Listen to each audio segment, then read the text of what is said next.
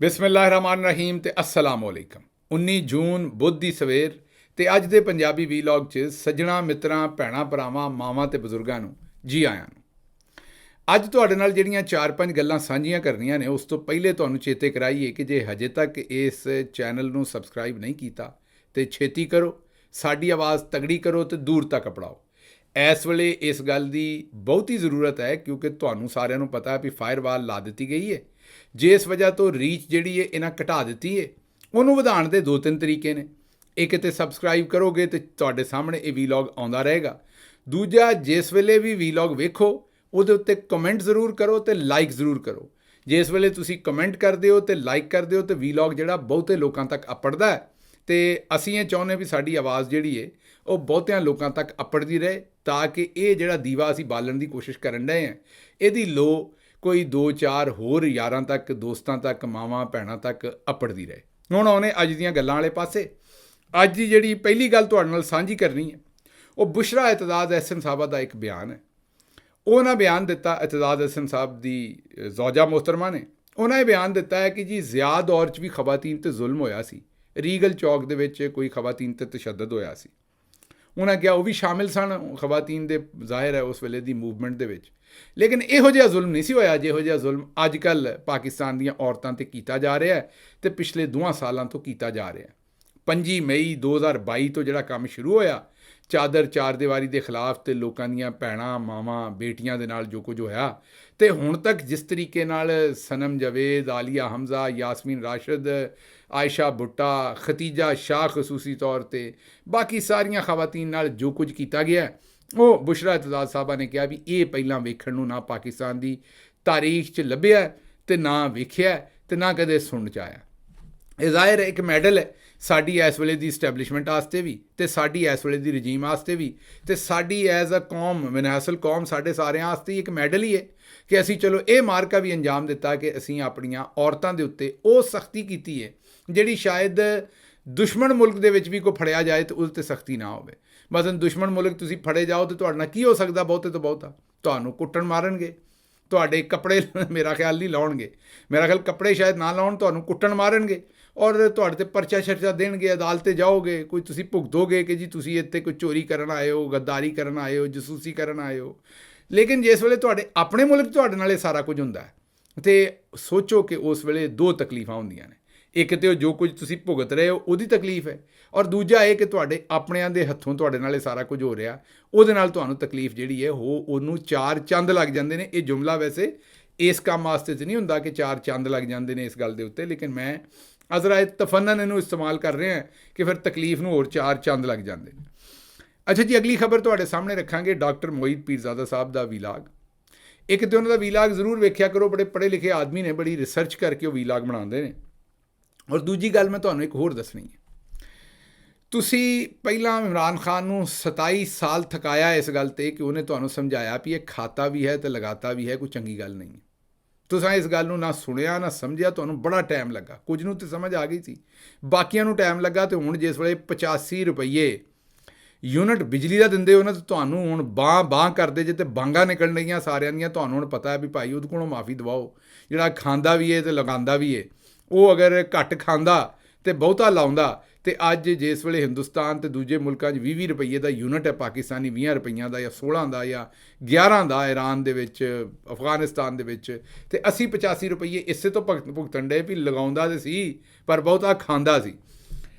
ਹੁਣ ਇੱਕ ਹੋਰ ਮਸਲਾ ਹੈ ਤੁਹਾਡੇ ਨਾਲ, ਉਹਨੂੰ ਵੀ ਤੁਸੀਂ, ਮੈਨੂੰ ਲੱਗਦਾ ਹੈ ਕਿ ਸਾਨੂੰ 20 ਸਾਲ ਅਗਲੇ ਹੋਰ ਥਕਾਉਣਾ ਹੈ ਤੁਸੀਂ, ਅਤੇ ਫਿਰ ਜਾ ਕੇ ਤੁਹਾਨੂੰ ਸਮਝ ਆਉਣੀ ਹੈ ਅਤੇ ਜਦੋਂ ਸਮਝ ਆਉਣੀ ਉਦੋਂ ਜਾ ਕੇ ਮਾਮਲਾ ਹੱਲ ਹੋਣਾ। ਉਹ ਮਸਲਾ ਇਹ ਹੈ ਕਿ ਤੁਸੀਂ ਸਿਰਫ ਇੰਟਰਸਟਿਡ ਹੋ ਪਾਕਿਸਤਾਨ ਦੇ ਅੰਦਰ ਦੀਆਂ ਖਬਰਾਂ, ਉਹ ਤੁਹਾਨੂੰ ਪੂਰਾ ਸ਼ਊਰ ਨਹੀਂ ਦਿੰਦੀਆਂ ਉਹ ਖਬਰਾਂ। ਅਗਰ ਤੁਸੀਂ ਸਿਆਸੀ ਮਾਮਲਾਤ ਦਾ ਅਦਰਾਕ ਕਰਨਾ, ਪਾਕਿਸਤਾਨ 'ਚ ਕੀ ਹੋ ਰਿਹਾ, ਕੀ ਹੋਣਾ ਚਾਹੀਦਾ, ਕੀ ਤੁਹਾਡੇ ਹਕੂਕ ਨੇ, ਕੀ ਤੁਹਾਡੇ ਹਕੂਕ ਨਹੀਂ, ਕਿਹੜਾ ਕੰਮ ਭੈੜਾ ਹੋ ਰਿਹਾ, ਕਿਹੜਾ ਚੰਗਾ ਹੋ ਰਿਹਾ, ਅਤੇ ਇਹ ਉਦੋਂ ਹੀ ਹੋ ਸਕਦਾ ਜਿਸ ਵੇਲੇ ਤੁਸੀਂ ਪਾਕਿਸਤਾਨ ਤੋਂ ਬਾਹਰ ਦੀਆਂ ਖਬਰਾਂ 'ਚ ਇੰਟਰਸਟ ਲਵੋ। ਇਹ ਮੈਂ ਵੀ ਔਰ ਮੋਈਜ਼ ਸਾਹਿਬ ਨੇ ਵੀ ਇਸ ਚੀਜ਼ ਦੇ ਉੱਤੇ, ਹੁਣ ਅੱਜ ਕੋਈ ਮੇਰਾ ਖਿਆਲ 25-30 ਖਬਰਾਂ ਨੇ ਪਾਕਿਸਤਾਨ ਦੀਆਂ ਜਿਹੜੀਆਂ ਮੈਂ ਤੁਹਾਨੂੰ ਦੇ ਸਕਦਾ, ਲੇਕਿਨ ਮੈਂ ਚੁਣਾਂਗਾ ਤੁਹਾਡੇ ਸਾਹਮਣੇ 2 ਇੰਟਰਨੈਸ਼ਨਲ ਖਬਰਾਂ ਰੱਖਣਾ ਕਿਉਂਕਿ ਅਸੀਂ ਦੋਵੇਂ ਸਮਝਦੇ ਹਾਂ, ਮੈਂ ਔਰ ਮੋਈਜ਼ ਸਾਹਿਬ, ਕਿ ਜਦੋਂ ਤੱਕ ਤੁਸੀਂ ਮੁਲਕ ਤੋਂ ਬਾਹਰ ਦੀਆਂ ਖਬਰਾਂ ਨੂੰ ਨਹੀਂ ਸਮਝੋਗੇ ਤੁਹਾਨੂੰ ਚਾਨਣ ਨਹੀਂ ਹੋਏਗਾ ਔਰ ਤੁਹਾਨੂੰ ਪਾਕਿਸਤਾਨ ਦੇ ਮਸਲੇ ਸਮਝਣ ਦੇ ਵਿੱਚ ਆਸਾਨੀ ਨਹੀਂ ਹੋਏਗੀ। ਇਸ ਲਈ ਮਿਹਰਬਾਨੀ ਕਰਕੇ ਮੁਲਕ ਤੋਂ ਬਾਹਰ ਦੀਆਂ ਖਬਰਾਂ ਦੇ ਵਿੱਚ ਦਿਲਚਸਪੀ ਲਿਆ ਕਰੋ, ਪੜ੍ਹਿਆ ਕਰੋ, ਸਮਝਿਆ ਕਰੋ। ਉਹਨਾਂ ਨੂੰ ਸਮਝੋਗੇ ਤੇ ਮੁਲਕ ਦੇ ਅੰਦਰ ਵੀ ਮਾਮਲਾਤ ਨੂੰ ਬਿਹਤਰ ਸਮਝੋਗੇ। ਹੁਣ ਮੋਹਿਤ ਪੀਰਜ਼ਾਦਾ ਸਾਹਿਬ ਨੇ ਇਹ ਆਖਿਆ ਹੈ ਕਿ ਪਾਕਿਸਤਾਨੀ ਇਸਟੈਬਲਿਸ਼ਮੈਂਟ ਨੂੰ ਇੱਕ ਗਲਤਫਹਿਮੀ, ਔਰ ਗਲਤਫਹਿਮੀ ਇਹ ਕਿ ਚੀਨ ਦੇ ਵਿੱਚ ਇੱਕ ਆਮਰਾਨਾ ਨਿਜ਼ਾਮ ਹੈ, ਕਿਉਂਕਿ ਇਹ ਮਗਰਬ ਦਾ ਪ੍ਰੋਪੇਗੈਂਡਾ ਹੈ। ਮਗਰਬ ਚੀਨ ਨੂੰ ਭੈੜਾ ਹੀ ਆਖਣਾ ਚਾਹੁੰਦਾ ਹੈ। ਹਰ ਉਸ ਮੁਲਕ ਨੂੰ ਜਿਹੜਾ ਮਗਰਬ ਦੀ ਲਾਈਨ ਦੇ ਉੱਤੇ ਨਹੀਂ ਚੱਲਦਾ, ਉਹ ਨਾਰਥ ਕੋਰੀਆ ਹੈ, ਚੀਨ ਹੈ, ਕੋਈ ਵੀ ਮੁਲਕ ਹੈ, ਈਰਾਨ ਹੈ, ਉਹਨੂੰ ਉਹ ਭੈੜਾ ਹੀ ਆਖਣਾ ਚਾਹੁੰਦੇ ਨੇ, ਉਹਦੇ ਨਿਜ਼ਾਮ ਨੂੰ ਵੀ ਭੈੜਾ ਹੀ ਆਖਣਾ ਚਾਹੁੰਦੇ ਨੇ। ਮਗਰਬ ਨੇ ਪ੍ਰੋਪੇਗੈਂਡਾ ਕੀਤਾ ਹੈ ਕਿ ਚੀਨ ਦੇ ਵਿੱਚ ਤੇ ਬਸ ਸਿਰਫ ਫਸਤਾਈਅਤ ਹੈ, ਤੇ ਉੱਥੇ ਆਮਰਾਨਾ ਹੈ ਕਾਨੂੰਨ, ਤੇ ਉੱਥੇ ਹੈ। ਲੇਕਿਨ ਇੱਕ ਚੀਜ਼ ਸਾਡੀ ਇਸਟੈਬਲਿਸ਼ਮੈਂਟ ਭੁੱਲ ਗਈ ਕਿ ਉੱਥੇ ਜਿਹੜੀ ਹੈ ਉਹ ਸਿਵਿਲੀਅਨ ਸੁਪਰਮੇਸੀ ਹੈ। ਉੱਥੇ ਇੱਕ ਸਿਵਿਲੀਅਨ ਪਾਰਟੀ ਹੈ ਜਿਹੜੀ ਚੀਨ ਦੀ ਅਸਲ ਤਾਕਤ ਚੀਨੀ ਕਮਿਊਨਿਸਟ ਪਾਰਟੀ ਹੈ। ਉਹ ਜਿਹੜੀ ਚੀਨੀ ਕਮਿਊਨਿਸਟ ਪਾਰਟੀ ਹੈ ਉਹ ਸਿਵਿਲੀਅਨ ਸੀ, ਉਹਦੇ ਉੱਤੇ ਕੋਈ ਫੌਜੀ ਜਿਹੜਾ ਹੈ ਉਹ ਉਹਦਾ ਅਹੁਦੇਦਾਰ ਨਹੀਂ ਹੈ, ਉੱਤੇ ਉਹਦੇ ਬੈਠਾ ਹੋਇਆ ਕੋਈ ਸਦਰ ਜਾਂ ਕੋਈ ਚੇਅਰਮੈਨ। ਉਹ ਸਿਵਿਲੀਅਨ ਨੇ, ਉਹਨਾਂ ਦੀ ਫੌਜ ਵੀ, ਉਹਨਾਂ ਦੀ ਪੁਲਿਸ ਵੀ, ਉਹਨਾਂ ਦਾ ਸਾਰਾ ਸਿਸਟਮ ਜਿਹੜਾ ਉਸ ਇੱਕ ਸਿਵਿਲੀਅਨ ਪਾਰਟੀ ਜਿਹੜੀ ਹੈ, ਜਿਹੜੀ ਕਮਿਊਨਿਸਟ ਪਾਰਟੀ ਹੈ ਚੀਨ ਦੀ, ਉਹਦੇ ਥੱਲੇ। ਔਰ ਉਹਨਾਂ ਨੇ ਤੁਸੀਂ ਇਹ ਵੀ ਵੇਖਿਆ ਵੀ ਉਹ ਆਪਣੀ ਪਾਰਟੀ ਦੇ ਲੋਕਾਂ ਨੂੰ ਵੀ ਕਰਪਸ਼ਨ ਕਰਨ ਦੇ ਉੱਤੇ ਲੰਮਿਆਂ ਵੀ ਪਾ ਦਿੰਦੇ ਨੇ ਤੇ ਲਟਕਾ ਵੀ ਦਿੰਦੇ ਨੇ। ਜ਼ਾਹਿਰ ਹੈ ਉਹਨਾਂ ਦੇ ਕੋਈ ਰਵੱਈਏ ਤੁਸੀਂ ਕਹਿ ਸਕਦੇ ਹੋ ਕਿ ਬਹੁਤ ਮੁਤਸ਼ੱਦਦਾਨਾ ਨੇ, ਔਰ ਉਹਦੇ ਵਿੱਚ ਤਸ਼ੱਦਦ ਦਾ ਐਲੀਮੈਂਟ ਜ਼ਿਆਦਾ ਹੋ ਜਾਂਦਾ। ਜਿਸ ਤਰ੍ਹਾਂ ਮਗਰਬ ਫਾਂਸੀ ਨਹੀਂ ਦੇਣਾ ਚਾਹੁੰਦਾ ਲੋਕਾਂ ਨੂੰ, ਜਾਂ ਹੋਰ ਇਸ ਤਰ੍ਹਾਂ ਦੀਆਂ ਸਜ਼ਾਵਾਂ ਜਿਹੜੀਆਂ ਨੇ, ਉਸ ਹਿਸਾਬ ਨਾਲ ਮਗਰਬ ਦਾ ਪ੍ਰੋਪੇਗੈਂਡਾ ਸਮਝ ਆਉਂਦਾ ਹੈ। ਲੇਕਿਨ ਹੈਵਿੰਗ ਸੈਡ ਦੈਟ, ਮੈਂ ਇਹ ਤੁਹਾਡੇ ਸਾਹਮਣੇ ਰੱਖਣਾ ਚਾਹੁੰਦਾ ਕਿ ਇਹ ਚੀਨ ਦੇ ਬਾਰੇ ਜਿਹੜਾ ਮਗਰਬ ਨੇ ਪ੍ਰੋਪੇਗੈਂਡਾ ਕੀਤਾ, ਤੇ ਪਾਕਿਸਤਾਨ ਦੀ ਮਿਲਟਰੀ ਸਟੈਬਲਿਸ਼ਮੈਂਟ ਨੂੰ ਵੀ ਮੋਹਿਤ ਪੀਰਜ਼ਾਦਾ ਸਾਹਿਬ ਨੇ ਬੜੇ ਅਹਿਮ ਮੌਜੂ ਦੇ ਉੱਤੇ ਚਾਨਣ ਪਾਇਆ ਹੈ ਕਿ ਜਿਹੜਾ ਸਮਝਿਆ ਜਾਂਦਾ ਹੈ ਕਿ ਚੀਨ ਦੇ ਵਿੱਚ ਵੀ ਸ਼ਖਸੇ ਵਾਹਦ ਦੀ ਹਕੂਮਤ ਹੈ, ਤੇ ਬਸ ਉੱਤੇ ਆਮਰੀਅਤ ਹੈ, ਤੇ ਜੋ ਉਹਨਾਂ ਦਾ ਦਿਲ ਕਰਦਾ ਉਹ ਕਰਦੇ ਨੇ। ਇਸ ਤਰ੍ਹਾਂ ਨਹੀਂ ਹੈ। ਅਗਰ ਇਸ ਤਰ੍ਹਾਂ ਹੁੰਦਾ ਤਾਂ ਜਿੱਥੇ ਡਿਕਟੇਟਰਸ਼ਿਪ ਹੈ, ਆਮਰੀਅਤ ਹੈ, ਉਹਨਾਂ ਕਦੀ ਇਕਨੋਮਿਕਲੀ ਤਰੱਕੀ ਨਹੀਂ ਕੀਤੀ। ਦੁਨੀਆ ਦਾ ਕੋਈ ਮੁਲਕ ਦੱਸੋ ਜਿੱਥੇ ਡਿਕਟੇਟਰਸ਼ਿਪ ਹੋਵੇ ਤੇ ਉਹਨਾਂ ਤਰੱਕੀ ਕੀਤੀ ਹੋਵੇ। ਤੇ ਫਿਰ ਚੀਨ ਨੇ ਇੰਨੀ ਤਰੱਕੀ ਕਿਵੇਂ ਕਰ ਲਈ? ਅੱਜ ਸਾਊਦੀ ਅਰਬ ਵੀ ਆਖਣ ਡਿਆ ਚੀਨ ਨੂੰ ਵੀ ਸਾਡੇ ਕੋਲ ਇਨਵੈਸਟਮੈਂਟ ਕਰੋ। ਜਿਹੜਾ ਸਾਊਦੀ ਅਰਬ ਇੱਕ ਬੜਾ ਵੱਡਾ ਆਪਣਾ ਸ਼ਹਿਰ ਬਣਾ ਰਿਹਾ, ਉੱਥੇ ਸਾਊਦੀ ਅਰਬ ਕੋਲ ਵੀ ਰੁਪਈਏ ਮੁੱਕ ਗਏ ਨੇ, ਉਹ ਚੀਨ ਨੂੰ ਆਖਣ ਡਏ ਨੇ ਵੀ ਆ ਕੇ ਸਾਡੇ ਕੋਲ ਇਨਵੈਸਟਮੈਂਟ ਕਰੋ। ਹਰ ਇਹ ਜਿਹੜਾ ਮੇਰਾ ਤੁਸੀਂ ਵੀਲੌਗ ਸੁਣ ਰਹੇ ਹੋ ਨਾ, ਹਰ ਡਿੱਗਦੇ ਹੋਏ ਸਕਿੰਟ ਦੇ ਨਾਲ ਅਮਰੀਕਾ ਚੀਨ ਦੇ ਕੋਲੋਂ ਉਧਾਰ ਪੈਸੇ ਲੈ ਰਿਹਾ, ਮਗਰਬ ਲੈ ਰਿਹਾ, ਪੂਰਾ ਯੂਰਪ ਲੈ ਰਿਹਾ। ਤੇ ਫਿਰ ਚੀਨ ਨੇ ਐਡੀ ਤਰੱਕੀ ਕਿਉਂ ਕੀਤੀ ਹੈ? ਉੱਥੇ ਜਮਹੂਰੀਅਤ ਮਗਰਬ ਵਾਲੀ ਨਹੀਂ ਹੈ, ਉਹਨਾਂ ਦਾ ਆਪਣਾ ਸਿਸਟਮ ਹੈ, ਔਰ ਲੇਕਿਨ ਉੱਥੇ ਸਿਵਿਲੀਅਨ ਬਾਲਾਦਸਤੀ ਹੈ। ਔਰ ਅਗਰ ਇਹ ਨਾ ਹੁੰਦੀ ਤੇ ਚੀਨ ਐਡੀ ਤਰੱਕੀ ਨਾ ਕਰ ਸਕਦਾ। ਇਸ ਵਾਸਤੇ ਉੱਥੇ ਕਰਪਸ਼ਨ ਕਰਨ ਵਾਲਿਆਂ ਨੂੰ, ਆਈਨ ਤੋੜਨ ਵਾਲਿਆਂ ਨੂੰ ਲਟਕਾ ਦਿੱਤਾ ਜਾਂਦਾ ਹੈ, ਔਰ ਉਹਨਾਂ ਨੂੰ ਸਖਤ ਸਜ਼ਾਵਾਂ ਦਿੱਤੀਆਂ ਜਾਂਦੀਆਂ ਨੇ। ਕੋਈ ਆਈਨ ਤੋਂ ਬਾਲਾਤਰ ਨਹੀਂ, ਕੋਈ ਉੱਥੇ ਕਰਪਸ਼ਨ ਨਹੀਂ ਕਰ ਸਕਦਾ। ਚੀਨ ਦੇ ਵਿੱਚ ਇਹੋ ਜਿਹੇ ਕਿਸੇ ਕੰਮ ਦੀ ਇਜਾਜ਼ਤ ਨਹੀਂ। ਸਾਡੇ ਜਿਸ ਵੇਲੇ ਫਰਦੇ ਵਾਹਦ ਦੀ ਹਕੂਮਤ ਹੁੰਦੀ ਹੈ, ਉਹ ਆਪਣੇ ਯਾਰਾਂ ਬੇਲੀਆਂ ਨੂੰ ਆਂਦੇ ਨੇ ਵੀ ਰੱਜ ਕੇ ਖਾਓ, ਦੱਬ ਕੇ ਵਾਹੋ ਤੇ ਰੱਜ ਕੇ ਖਾਓ। ਇਹ ਮੁਸੀਬਤ ਹੈ ਸਾਡੇ ਥੱਲੇ ਜਾਣ ਦੀ, ਕਿਉਂਕਿ ਸਾਡੇ ਮਾਮਲਾਤ ਜਿਹੜੇ ਨੇ ਇਸ ਤੋਂ ਖਰਾਬ ਨੇ। ਅੱਛਾ ਜੀ, ਅਗਲੀ ਖਬਰ ਹੈ, ਰੂਸੀ ਸਦਰ ਨੇ ਸ਼ਮਾਲੀ ਕੋਰੀਆ ਦਾ 2 ਰੋਜ਼ਾ ਦੌਰਾ ਕੀਤਾ। ਹੁਣ ਫਿਰ ਆਖੋਗੇ ਗਿੱਲ ਸਾਹਿਬ ਸਾਡਾ ਸ਼ਮਾਲੀ ਕੋਰੀਆ ਨਾਲ ਕੀ ਲੈਣ ਦੇਣ, ਤੇ ਰੂਸ ਉੱਥੇ ਗਿਆ ਤੇ ਸਾਡੇ ਨਾਲ ਕੀ ਲੈਣ ਦੇਣ? ਨਾ, ਤੁਹਾਡਾ ਲੈਣ ਦੇਣ ਹੈ। ਤੁਸੀਂ ਜਦੋਂ ਤੱਕ ਇਹ ਗੱਲਾਂ ਨਹੀਂ ਸਮਝੋਗੇ, ਤੁਹਾਨੂੰ ਪਾਕਿਸਤਾਨ ਦੇ ਅੰਦਰ ਕੀ ਕੁਝ ਹੁੰਦਾ ਇਹ ਨਹੀਂ ਸਮਝ ਆਏਗਾ। ਤੁਹਾਨੂੰ ਇਹ ਸਮਝ ਨਹੀਂ ਆਏਗਾ ਵੀ ਅਸੀਂ ਹਥਿਆਰ ਕਿਉਂ ਵੇਚੇ ਸਨ ਅਮਰੀਕਾ ਦੇ ਰਾਹੀਂ ਯੂਕਰੇਨ ਨੂੰ, ਜਿਹੜੀ ਖਬਰ ਆਈ ਸੀ, ਤੇ ਕਣਕ ਅਸੀਂ ਯੂਕਰੇਨ ਤੋਂ ਕਿਉਂ ਲਈ ਸੀ, ਤੇ ਹਥਿਆਰਾਂ ਦੇ ਬਦਲੇ ਕਣਕ ਲਈ ਸੀ ਜਾਂ ਪੈਸਿਆਂ ਦੀ ਕਣਕ ਲਈ ਸੀ। ਸਾਰੀਆਂ ਗੱਲਾਂ, ਤੇ ਉਹ ਜਿਹੜੀ ਕਣਕ ਹੈ ਫਿਰ ਉਹਦੀ ਵਜ੍ਹਾ ਤੋਂ ਤੁਹਾਡੀ ਕਣਕ ਨਹੀਂ ਵਿਕੀ। ਸਾਰੀਆਂ ਗੱਲਾਂ ਇੱਕ ਦੂਜੇ ਨਾਲ ਰਲਦੀਆਂ ਨੇ ਜਾ ਕੇ। ਜਿਵੇਂ ਤੁਹਾਨੂੰ ਪਤਾ ਹੈ ਵੀ ਸਾਰੀਆਂ ਗੱਲਾਂ ਜਿਹੜੀਆਂ ਨੇ, ਜਿਵੇਂ ਤੁਸੀਂ ਜਿੱਥੇ ਵੀ ਪਾਣੀ, ਜਿੱਥੋਂ ਵੀ ਉਹ ਬੇਸ਼ੱਕ ਗਲੇਸ਼ੀਅਰ ਤੋਂ ਤੁਰ ਪਏ, ਤੇ ਜਾ ਕੇ ਉਹਨੇ ਪੈਲੀ 'ਚ ਹੀ ਪੈਣਾ ਜ਼ਿਮੀਦਾਰ ਦੀ, ਤੇ ਉਹਦਾ ਹੀ ਫਾਇਦਾ ਹੋਣਾ, ਤੇ ਜਿਹੜਾ ਜਾ ਸਮੁੰਦਰੇ ਡਿੱਗਣਾ ਉਹਦਾ ਕੋਈ ਫਾਇਦਾ ਨਹੀਂ ਹੋਣਾ। ਇਸ ਲਈ ਗੱਲ ਨੂੰ ਪੂਰੀ ਸਮਝਿਆ ਕਰੋ, ਅਦਰਾਕ ਕਰਿਆ ਕਰੋ, ਤੇ ਉਹਨੂੰ ਫਿਰ ਕਨੈਕਟ ਕਰਿਆ ਕਰੋ ਵਾਪਸ ਆਪਣੇ ਘਰ ਦੇ ਵਿੱਚ ਜਿਹੜੇ ਮਾਮਲਾਤ ਨੇ ਉਹਨਾਂ ਦੇ ਨਾਲ।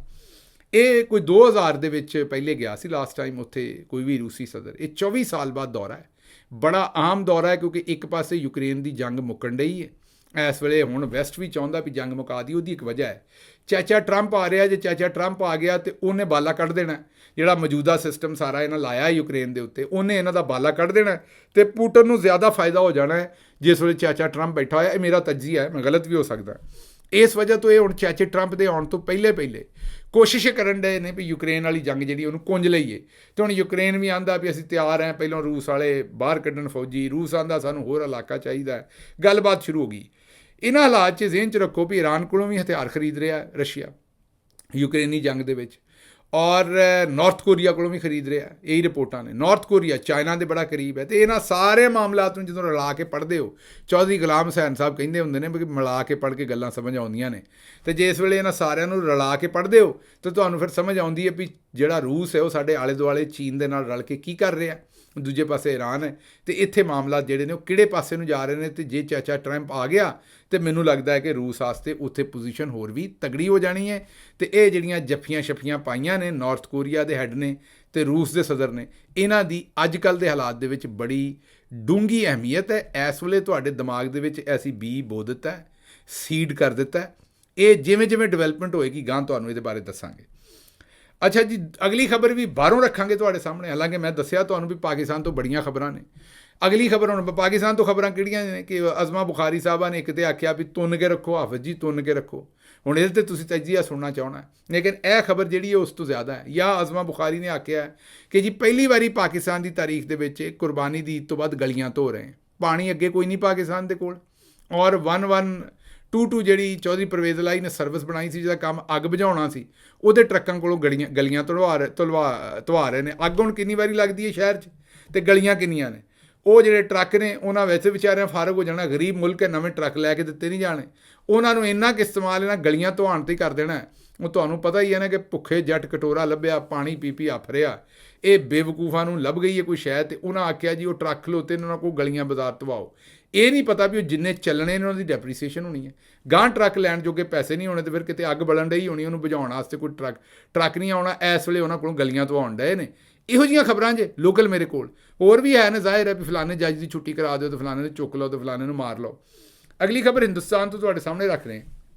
ਹਿੰਦੁਸਤਾਨ 'ਚ 15% ਮੁਸਲਮਾਨਾਂ ਦੀ ਆਬਾਦੀ 20% ਹੈ, ਲੇਕਿਨ ਉਹ ਜਾਣ ਕੇ ਘਟਾਉਣ ਵਾਸਤੇ ਆਉਂਦੇ ਨੇ 15% ਹੈ। ਲੇਕਿਨ ਚਲੋ ਅਗਰ ਹਿੰਦੁਸਤਾਨੀ ਹਕੂਮਤ ਦੇ ਨੰਬਰ ਵੀ ਮੰਨ ਲਈਏ, 15% ਆਬਾਦੀ ਰੱਖ ਲਈਏ, ਅਤੇ ਇਸ ਵੇਲੇ ਹਿੰਦੁਸਤਾਨ ਦੀ ਪਾਰਲੀਮੈਂਟ ਦੇ ਵਿੱਚ ਜਿਹੜਾ ਹੈ ਉਹ ਮੁਸਲਮਾਨਾਂ ਦੀ ਤਾਦਾਦ 4.4% ਹੈ। ਕਿੰਨੀ? 4.4%, ਮਤਲਬ 4%।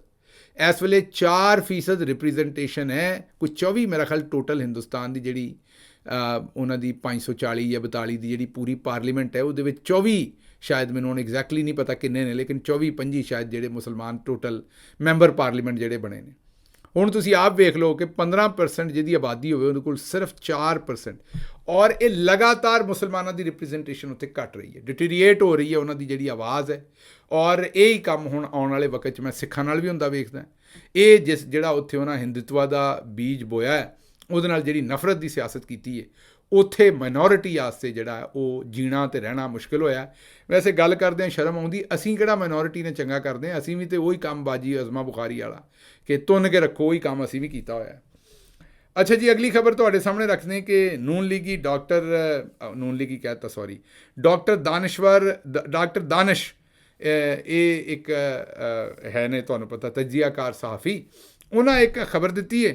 ਉਹਨਾਂ ਕਿਹਾ कि जी 2 अहम अहदों की एक्सटेंशन की इतलाह है कि एक तरफ तो काजी साहब की एक्सटेंशन हो जानी, तो एक पासे आर्मी चीफ की एक्सटेंशन हो जानी है। तो अगर वज़ीर आज़म राज़ी हो गए तो सारे मामलात हो गए और एक्सटेंशन हो गई, तो अगले वज़ीर आज़म भी वही होणगे, तो ये काम जिहड़ा लम्मा चलेगा, तो तहरीक इंसाफ जिहड़ी उहनूं लम्मियां ही पाई रखा जाएगा। तो बाजी अज़मा बुखारी ने जिहड़ा ट्वीट किया सी, बार बार तुहानूं बड़ा मायूब जिहा जुमला लगता होएगा, लेकिन हुणे मायूब रह नहीं गया, क्योंकि साडी बाजी अज़मा ने इहदा ट्वीट किया होया कि जी तुन के रखो। तो उन्हें आख्या सी हाफिज़ जी तुन के रखो, तो वो ये आखते हैं कि जी यही काम रहेगा, हाफिज़ जी तुन के रखो ही रहेगा अगले जिहड़े ने वो जदों तक एक्सटेंशन हो गई। मेरा ये तो जवाब यह है जी कि एक प्लान इंसानां दा हुंदा है, एक रब दा हुंदा है। इहो जिहे प्लान कीते सी पहिलां भी।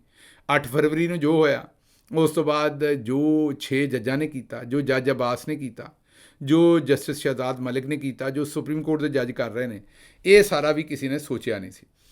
अच्छा जी, डाकुआं का मुकम्मल खात्मा चाहता हूँ, ये आसिफ जरदारी साहब ने बयान दे दिता। मैं तरट गया भी किते अपने आप को तो नहीं मारन लगे, कोई अपने नाल तो नहीं नुकसान करन लगे। इन्हों कोई ना कोई बुढ़े ज़्यादा हो गए ने मेरा ख्याल, इन्हों उत्ते बंदा लाओ कोई अपने आप को नुकसान ना पहुँचा देन, क्योंकि इंज मैं कोई बंदा वेख्या नहीं अपने खिलाफ बयान दिंदा। क्योंकि अगर डाकुआं का मुकम्मल खात्मा करना है तो जनाब काम तो तुहाडे तो शुरू करना पैना। तुहाडे तो वड्डा सिंध दी पूरी हिस्टरी ने कदे किहड़ा डाकू जम्मिया। तो नाल डॉन वालियां ने, डॉन अखबार ने एक एडिटोरीअल लिखिया, तो एडिटोरीअल जिहड़ा हुंदा है ना जी, वो अखबार की अपनी सलाह हुंदी है, आम पिंडां 'च बैठे बंदिआं नूं दस्सण दिया ਵੀ ਐਡੀਟੋਰੀਅਲ ਜਿਹੜਾ ਹੁੰਦਾ ਨਾ ਅਖਬਾਰ ਦਾ ਦਿਮਾਗ ਹੁੰਦਾ ਮੀਨ ਅਖਬਾਰ ਦੇ ਵਿੱਚ ਜਿਹੜੇ ਬੜੇ ਹੀ ਸਭ ਤੋਂ ਜੈਦ ਔਰ ਸਭ ਤੋਂ ਵੱਡਾ ਸਿਆਣਾ ਬੰਦਾ ਬੈਠਾ ਹੁੰਦਾ ਨਾ ਉਹ ਐਡੀਟੋਰੀਅਲ ਲਿਖਦਾ ਅਖਬਾਰ ਦਾ। ਅਖਬਾਰ ਦੀ ਰਾਏ ਕੀ ਹੈ ਮੀਨ ਇੱਕ ਐਸੀ ਰਾਏ ਹੁੰਦੀ ਜਿਹੜੀ ਨਪੀ ਤੁਲੀ ਹੁੰਦੀ ਹੈ, ਜਿਹੜੀ ਕਿਸੇ ਦੀ ਸਾਈਡ ਨਹੀਂ ਲੈਂਦੀ, ਜਿਹੜੀ ਇੱਕ ਆਵਾਮ ਦੇ ਲਾਰਜਰ ਇੰਟਰਸਟ ਦੇ ਵਿੱਚ ਸੱਚ ਦੇ ਇੰਟਰਸਟ ਦੇ ਵਿੱਚ। ਵੈਸੇ ਤਾਂ ਅੱਜ ਕੱਲ੍ਹ ਇਹ ਗੱਲਾਂ ਕਹਿਣ ਦੀਆਂ ਹੀ ਨੇ, ਅਖਬਾਰਾਂ ਵੀ ਉਹੀ ਕੰਮ ਕਰਦੀਆਂ ਨੇ ਜਿਹੜੀਆਂ ਉਹਨਾਂ ਦੇ ਮਾਲਕ ਆਖਦੇ ਨੇ, ਲੇਕਿਨ ਐਡੀਟੋਰੀਅਲ ਤੁਹਾਨੂੰ ਦੱਸ ਰਿਹਾ ਵੀ ਬਾਹਰ ਪੂਰੀ ਦੁਨੀਆ ਦੇ ਵਿੱਚ ਐਡੀਟੋਰੀਅਲ ਇਹ ਹੁੰਦਾ ਵੀ ਜਿਹੜਾ ਸਭ ਤੋਂ ਸਿਆਣਾ 1 ਜਾਂ 2 ਜਾਂ 3 ਬੰਦੇ ਹੁੰਦੇ ਨੇ ਉਹ ਐਡੀਟੋਰੀਅਲ ਲਿਖਦੇ ਨੇ ਔਰ ਉਹ ਆਵਾਮ ਦੀ ਜਿਹੜੀ ਹੈ ਨਾ ਨਬਜ਼ ਦੇ ਹਿਸਾਬ ਨਾਲ ਜਾਂ ਆਵਾਮ ਦੇ ਫਾਇਦੇ ਦੇ ਹਿਸਾਬ ਨਾਲ ਐਡੀਟੋਰੀਅਲ ਲਿਖਿਆ ਜਾਂਦਾ। ਐਸੀ ਗੱਲ ਲਿਖੀ ਜਾਂਦੀ ਜਿਹਦੇ ਨਾਲ ਆਵਾਮ ਦਾ ਫਾਇਦਾ ਹੋਵੇ। ਡਾਨ ਅਖਬਾਰ ਐਡੀਟੋਰੀਅਲ ਲਿਖਦਾ ਹੈ ਜੀ ਕਿ 16 ਸਾਲ ਹਕੂਮਤ ਹੋ ਗਈ ਹੈ ਉੱਥੇ ਪੀਪਲਜ਼ ਪਾਰਟੀ ਦੀ, ਅਤੇ ਹਜੇ ਤੱਕ ਆਉਂਦੇ ਨੇ ਡਾਕੂ ਹੀ ਖਤਮ ਕਰਨੇ ਨੇ, ਇਹਨਾਂ ਨੂੰ ਸਮਝ ਹੀ ਨਹੀਂ ਆਇਆ ਵੀ ਇਹਨਾਂ ਖਤਮ ਕੀ ਕਰਨਾ ਹੈ, ਅਤੇ ਡਾਕੇ ਵੱਧ ਗਏ ਨੇ, ਕੇਸ ਬਹੁਤ ਜ਼ਿਆਦਾ ਵੱਧ ਗਏ ਨੇ, ਤਬਾਹੀ ਕਰ ਦਿੱਤੀ ਹੈ ਇਹਨਾਂ ਨੇ ਹਰ ਚੀਜ਼ ਦੀ। ਇਹ ਗੱਲ ਕਹਿਣ ਡਿਆ ਡੌਨ ਵਾਲੇ ਜੀ। ਅੱਛਾ ਜੀ, ਹੁਣ ਤੁਹਾਡੇ ਕੋਈ ਚਿੱਠੀ ਪੱਤਰ ਇੱਕ ਦੋ ਤੁਹਾਡੇ ਸਾਹਮਣੇ ਰੱਖ ਦਈਏ। ਸਭ ਤੋਂ ਪਹਿਲਾਂ ਤਾਂ ਉਹ ਆਉਂਦੇ ਨੇ ਜੀ ਕਿ 2 ਵੇਲੇ ਦੀ ਨਹੀਂ, ਯਕੀਨ ਕਰੋ 1 ਵੇਲੇ ਦੀ ਵੀ ਨਹੀਂ ਜੇ ਲੱਭਦੀ।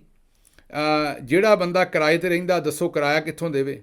ਜ਼ਾਹਿਰ ਹੈ ਬਿਜਲੀ ਦਾ ਬਿੱਲ ਹੈ, ਕਿਰਾਏ ਨੇ, ਬਾਕੀ ਸਾਰੇ। ਉਹਨਾਂ ਕਿਹਾ ਆਪਣੇ ਮਹੱਲੇ 'ਚ ਆਲੇ ਦੁਆਲੇ ਵੇਖੋ, ਸਫੇਦ ਪੋਸ਼ ਲੋਕ ਨਾ ਤੁਹਾਡੇ ਕੋਲ ਮੰਗ ਸਕਦੇ ਨੇ ਲੇਕਿਨ ਉਹ ਬੜੇ ਜ਼ਰੂਰਤਮੰਦ ਨੇ, ਉਹਨਾਂ ਦਾ ਸਿਰ ਕੱਜੋ। ਮੈਂ ਤੁਹਾਡੇ ਕੋਲੋਂ ਪਿਛਲੀ ਵਾਰੀ ਰਿਕੁਐਸਟ ਕੀਤੀ ਸੀ, ਮੇਰਾ ਖਿਆਲ ਉਹਦੇ ਹਿਸਾਬ 'ਚ ਇਹਨਾਂ ਨੇ ਇਹ ਜਿਹੜਾ ਟਵੀਟ ਕੀਤਾ, ਆਪਣਾ ਕੌਮੈਂਟ ਦਿੱਤਾ ਕਿ ਜਨਾਬ ਲੋਕਾਂ ਦੀ ਇਮਦਾਦ ਕਰੋ, ਲੋਕ ਜਿਹੜੇ ਨੇ ਮਾਰੇ ਗਏ ਨੇ, ਗੁਰਬਤ ਬੜੀ ਹੈ ਔਰ ਹੁਣ 2 ਵੇਲੇ ਦੀ ਨਹੀਂ 1 ਵੇਲੇ ਦੀ ਵੀ ਨਹੀਂ ਲੱਭਣ ਡਈ, ਇਹ ਗੱਲ ਕਰਨ ਡਏ ਨੇ। ਅੱਛਾ ਜੀ, ਰਿਆਸਤ ਅਲੀ ਸਾਹਿਬ ਆਖਿਆ ਕਿ ਜੀ ਗੋਸ਼ਤ 3 ਹਿੱਸੇ 'ਚ ਤਕਸੀਮ ਕੀਤਾ ਹੈ, ਗਰੀਬਾਂ ਨੂੰ ਵੰਡਿਆ, ਦੂਸਰਾ ਰਿਸ਼ਤੇਦਾਰਾਂ ਨੂੰ ਦਿੱਤਾ ਹੈ ਅਤੇ ਤੀਸਰਾ ਆਪਣੇ ਵਾਸਤੇ ਰੱਖਿਆ।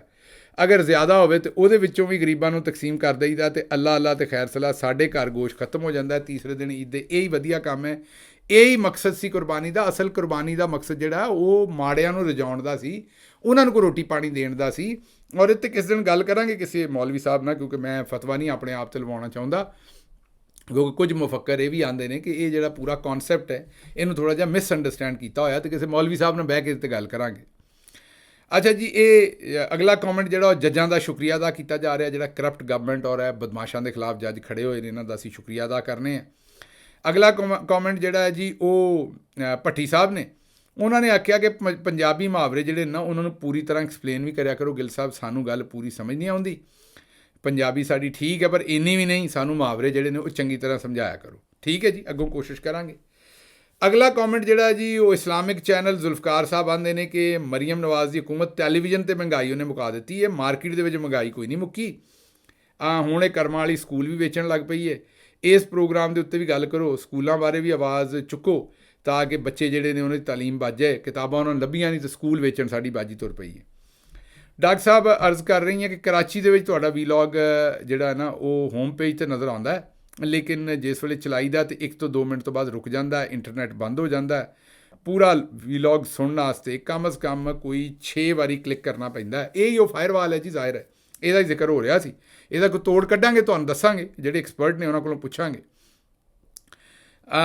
ਅੱਛਾ ਜੀ, ਅਗਲੀ ਜਿਹੜੀ ਖਬਰ ਹੈ, ਅਗਲੀ ਗੱਲ ਜਿਹੜੀ ਤੁਹਾਨੂੰ ਦੱਸਣੀ ਉਹ ਜੀ ਕਿ ਆਪਕਾ ਵੀਲੌਗ ਅਕਸਰ 2 ਦਿਨ ਤੋਂ ਬਾਅਦ ਨੋਟੀਫਿਕੇਸ਼ਨ ਮਿਲਦਾ ਹੈ। ਉਹਨਾਂ ਆਖਿਆ ਜੀ ਇਹ ਜ਼ਾਹਿਰ ਹੈ ਫਾਇਰਵਾਲ ਦੇ ਕੰਮ ਨੇ ਜੀ, ਇਹ ਕੋਈ ਨਹੀਂ ਰੌਲਾ, ਇਹਦਾ ਕੋਈ ਹੱਲ ਮੈਂ ਤੁਹਾਨੂੰ ਦੱਸਿਆ ਵੀ ਕੱਢਾਂਗੇ।